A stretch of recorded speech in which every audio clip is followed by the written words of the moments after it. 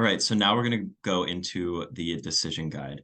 So here we have the freedom dollars. So your total freedom dollars for the month, or mine for this month, is $212. This is money that I have allocated that I can spend on whatever I want for the month. What we have done here is actually taken the $212 and divided it by 4 to kind of help you understand how much you can kind of spend each week. It kind of creates a pace or a rhythm for each week. So that averages out to $53 per week I have to spend on whatever I want. Now, if I were to spend nothing, you can see that right here, the next week's rollover is $53, right? Because I didn't spend anything. So the next week, I have $106. And if I were to not spend anything again, I'd have 159 all the way until you see 212, right?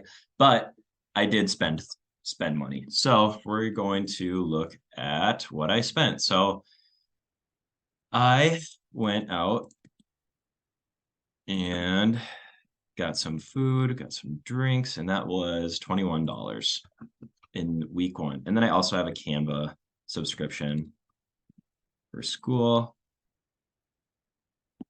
That's correct. Which was $9. You can see that I'm rolling over $22 into the next week.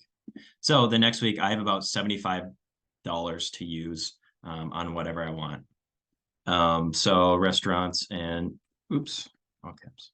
So restaurants and drinks. I had another expense there, but this time it was my buddy's birthday, so we spent a lot more that night. I also found this awesome shirt from Abercrombie. I also found this awesome shirt from Abercrombie, which was $60. So what we see here is that my total week's expense is more than my approximate spend margin for the month.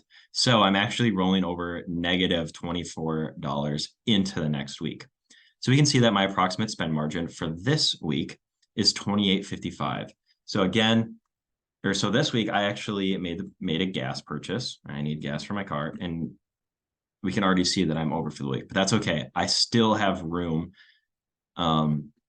for next week. I haven't used the whole $212 yet. I also got coffee twice this week. So that was $4, and then coffee was $6.50. Oops.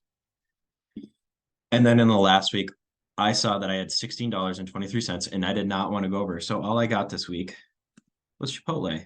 But like we said, I can spend this money on whatever I want. Oops, formatting error. I can spend this money on whatever I want. So I don't have to feel bad about my purchases. I see exactly how much I can afford. Now, what we see here is the remaining funds was $6.53. Now, based on the spend style that you have chosen, it's going to allocate that money so you can add on top of your spending, saving, and investing for the next month. In the next video, we're going to be talking about the Building Your Future tab and how we see the investments, the savings, how we see that grow. Another quick thing is that if I were to overspend, so let's say I got another shirt from Abercrombie.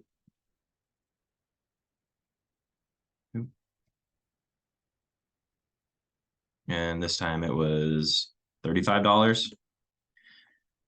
I would have to pull out this much money into the next month. So what happens with a lot of budgeting tools that currently exist is that once a month is over, they leave you out to dry.